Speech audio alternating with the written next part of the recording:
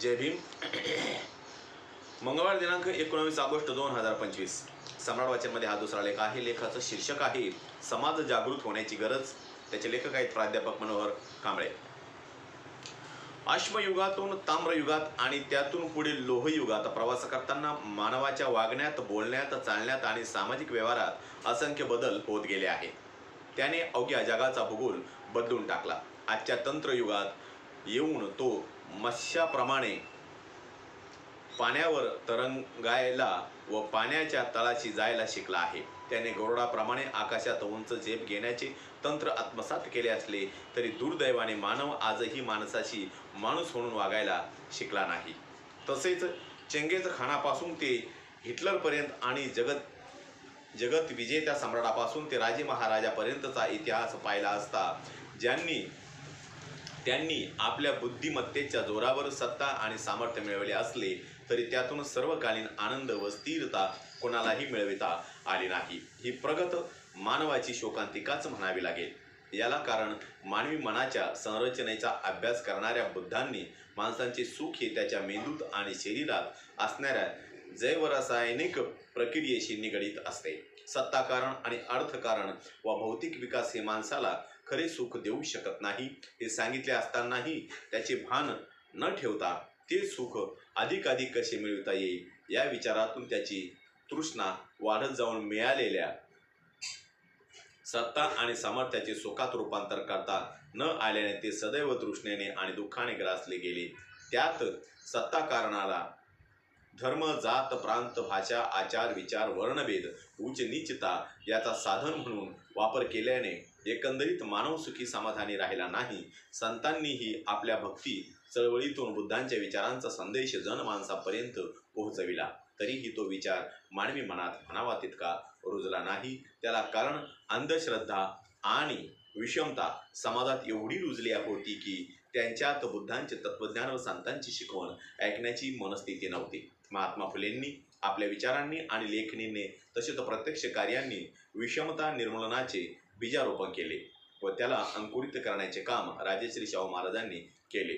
त्याला महावट वृक्षात रूपांतरित करून त्याला आलेल्या फुलांचा सुगंध आणि फळांचा रस चाखण्यास देण्याचे महान कार्य डॉक्टर बाबासाहेब आंबेडकरांनी केले. अशा प्रकारे समाजवादी चळवळीच्या इतिहासात हे महामानव बहुजनांचे भाग्यविधाते ठरले.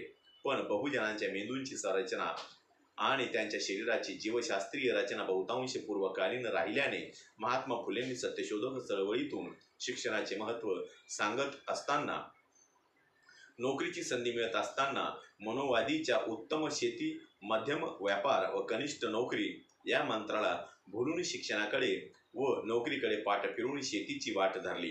कुळवाडी कुळभूषण शिवाजी सांगितला असताना ब्राह्मणवाद्यांचा गोब्राह्मण प्रतिपालक शिवाजी स्वीकारला. बळीराजा सांगितला तेव्हा टिळकांचा गणपती स्वीकारला. शाहू महाराजांनी लोककल्याणकारी योजना राबविल्या असताना त्या योजनांचे महत्त्व न जाणता त्याला मनूच्या विचाराचे विरोधक केला. विश्वरत्न डॉक्टर बाबासाहेब आंबेडकरांनी घटनेच्या माध्यमातून लोकशाही समाजव्यवस्था दिली. एवढेच नाही तर 340 कलमानुसार ओबीसींना, 341 नुसार एससींना, 342 नुसार एसटींना आरक्षण दिले असताना त्याचा फार थोडा समाजांनी फायदा घेतला. ओबीसीच्या सवलती लागू करण्यासंबंधित नेहरू सरकारला कालेलकर आयोग व त्यापुढे जाऊन मंडल आयोग लागू करण्याच्या लढाईस एकाही राजकीय पुढाऱ्यांनी व ओबीसी बांधवांनी त्यांची बाजू घेतली नाही.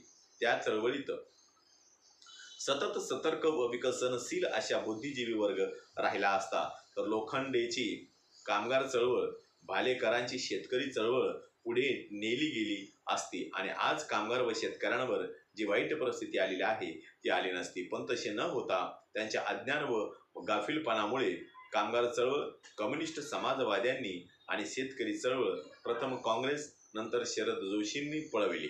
अशावेळी बहुजन चळवळीतील लोक राजकीय पक्ष स्थापन करून स्वजातीसाठी सौदेबाजी करीत होती. त्यांच्यात लाचखोर वृत्ती वाढत गेल्याने बहुजन समाज या चळवळीपासून दूर गेला. परिणामी बहुजन चळवळीतील विशेषतः कामगार व शेतकरी भरडत गेला.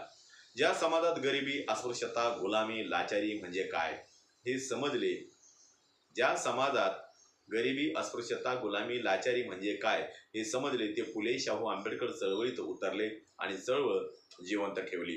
तो समाज ताठ मानेने जीवन जगत आहे, पण ज्यांना याची जाणीव नव्हती अशांनी त्या चळवळीला पाठ फिरवल्यामुळे आज त्यांना उपासमारीची वेळ आलेली आहे.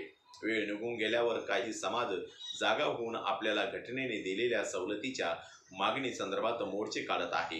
एकेकाळी मानवहित, समाजहित, राष्ट्रहित डोळ्यासमोर ठेवून याच देशात मोठमोठी आंदोलने सामूहिक असायचे, परंतु आज स्वार्थ अंगी बाळगून स्वार्थासाठी जाती जातीच्या नावावर आंदोलने, मोर्चे, निषेध निघत आहेत. त्यामुळे समाज सुधारकांच्या विचाराला, कार्याला तिलांजली देऊन माणसामाणसातील प्रेम, आपुलकी, जिव्हाळा कमी होऊन माणसामाणसांच्या मनात माणसाविषयी, जाती धर्माविषयी वैरभावना वाढत आहेत. समाजात अस्वस्थता वाढत जाऊन माणूस भयभीत व हतबल होत आहे. असे असताना सध्याचे सरकार मंडळ अंमलात आणण्याऐवजी कमंडळ अंमलात आणत आहेत. भारतीय लोकशाहीवर राजकीय वारसदार, धनिक, धार्मिक आणि गुंडांचा कब्जा होत असताना उद्योगपती आणि राजकारणीच देशाचा कारभार पाहत आहेत. गरीब जनतेला आपल्यासाठी कोणीच नाही असे वाटून कोणी आला काय आणि गेला काय याचे भान राहिलेले नाही. बहुसंख्य समाज रोजीरोटीकरिता मोहताज बनत आहे. शिक्षण पूर्ण करून काम शोधणारा, भटकणारा तरुण युवक निराश व हताश होऊन शेवटी आमिषाला व कारवायांना बळी पडून तो न कळत देशद्रोही बनत आहे. देशाच्या अर्थव्यवस्थेचा कणा ज्या शेतकऱ्यावर व कामगारावर अवलंबून आहे तो कणाच नष्ट होण्याच्या मार्गावर आहे. त्यामुळे प्रजासत्ताक राष्ट्राची, प्रजातंत्राची जीवनयात्रा उद्देशहीन बनत चाललेली आहे. तेव्हा अशावेळी लोकनेत्यांना व प्रशासकीय अधिकाऱ्यांना महामानवांच्या चळवळीची, विचारांची व कार्याची आठवण घेणे गरजेचे आहे. तशी परिस्थिती निर्माण करण्याची ताकद मतदारात, बहुजनातच आहे. तेव्हा समाज जागृत होईल अशी आशा आहे. या ठिकाणी हा लेख संपलेला आहे. माझा प्रत्येक व्हिडिओ बघण्यासाठी माझ्या प्रत्येक व्हिडिओ लाईक करा, शेअर करा, सबस्क्राईब करा आणि बेल आयकॉनवर क्लिक करा. जय भीम, जय भारत, जय बुद्धभूमी.